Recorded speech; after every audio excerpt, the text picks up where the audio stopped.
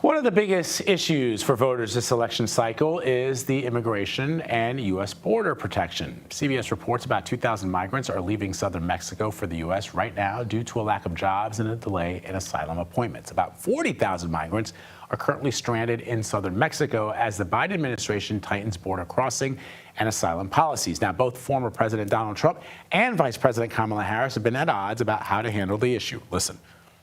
They have planes flying back and forth, loaded up with migrants, only going one way, by the way, to flood Pennsylvania, Ohio, Michigan, and Wisconsin. Our focus has been on fixing a problem.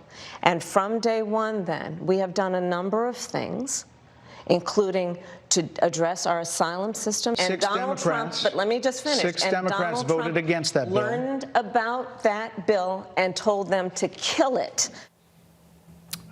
CBS News correspondent Omar Villafranca is touring small towns across the border to talk all things immigration. Omar, good to see you, my friend. You're going to drive nearly 1,700 miles from Texas to California in just 1 week. What are you hoping to learn? Walk us through what you've learned so far.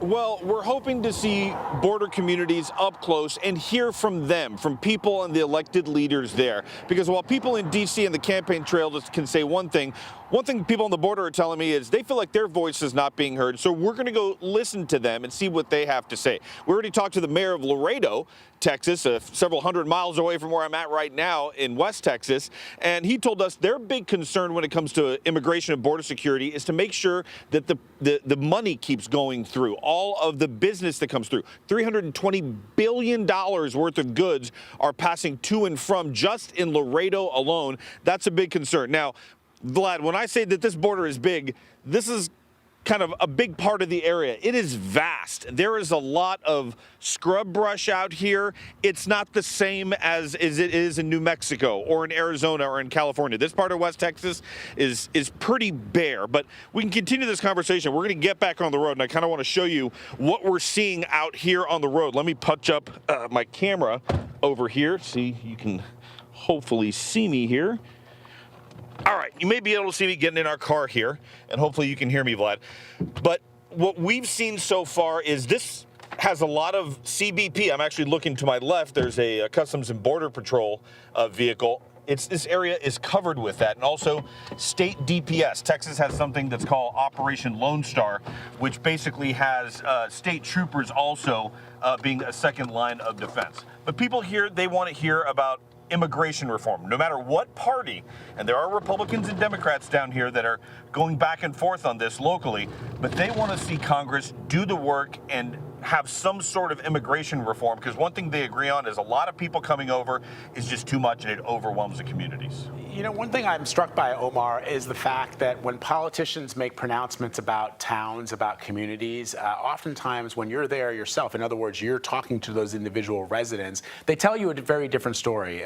We saw that in Springfield, Ohio, when the former president made some terrible false and disparaging remarks about an immigrant group in that community. The Republican mayor of the town had to refute those allegations. So I'm curious to hear from you and from the folks that you talk to how they feel about that, how they feel about people who are in Washington, D.C., who are in often cases making up stories about what people are actually living on a day-to-day basis in those border communities.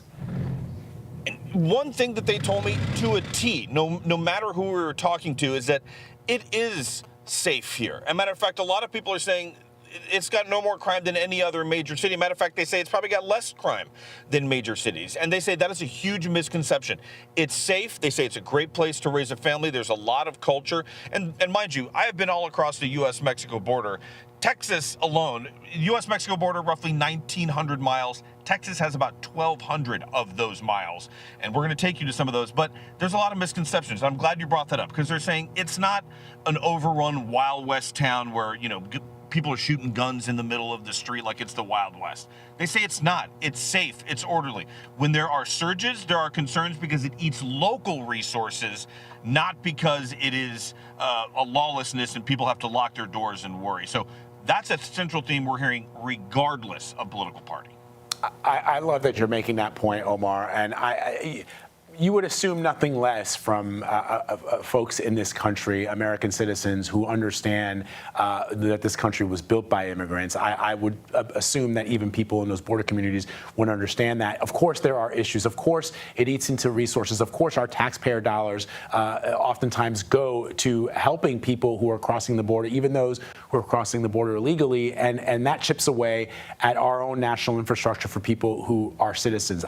Everybody gets that. But I think the point that you're making, which is that, and that's what many people assume. They assume that it's a Wild West aspect where there are illegal and undocumented immigrants all over the place hurting people. That is something that has not been proven to be true. I love that you're going to be reporting in that fashion, and I'm looking forward to seeing your reporting throughout the course of the next couple of days. Thank you, Omar.